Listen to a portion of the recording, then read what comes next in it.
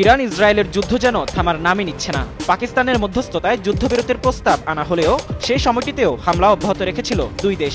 পাল্টাপাল্টি হামলায় পুরো মধ্যপ্রাচ্য জুড়ে আতঙ্ক ছড়িয়ে পড়ে। এবার আবারও উত্তর ইসরায়েলের গুরুত্বপূর্ণ রামাত ডেভিড বিমান ঘাঁটিতে ব্যালিস্টিক ক্ষেপণাস্ত্র হামলা চালিয়েছে ইরান। দেশটির ইসলামিক রেভলিউশনারি গার্ড কর্পস বা আইআরজিসি জানিয়েছে, উত্তর ইসরায়েলের রামাত ডেভিড বিমান ঘাঁটি লক্ষ্য করে ব্যালিস্টিক ক্ষেপণাস্ত্র নিক্ষেপ করা হয়েছে। বাহিনীটির দাবি, দক্ষিণ লেবানন ও বৈরুতে দক্ষিণাঞ্চলের ইসরায়েলি হামলার জবাব হিসেবে এই আক্রমণ চালানো হয়েছে। তারা আরও কঠোর হুঁশিয়ারি দিয়ে বলেছে, হামলা অব্যাহত থাকলে আরও কঠোর প্রতিশোধ নেওয়া হবে। তবে ইরানের হামলায় ইসরায়েলের ক্ষয়ক্ষতির বিস্তারিত তথ্য তাৎক্ষণিকভাবে জানা যায়নি। এদিকে ইসরায়েলি সেনাবাহিনী দাবি করছে, তাদের হামলায় তেহরানের আশপাশে পুনর্গঠিত করা হচ্ছিল এমন কয়েকটি আকাশ প্রতিরক্ষা ব্যবস্থা ধ্বংস করা হয়েছে। ইসরায়েল বলছে, ইরান যাতে দ্রুত তার প্রতিরক্ষা সক্ষমতার পুনরুদ্ধার করতে না পারে এবং ইসরায়েলি বাহিনীর অভিযান পরিচালনায় বাধা সৃষ্টি না হয়, সেজন্য এই হামলা চালানো হয়েছে।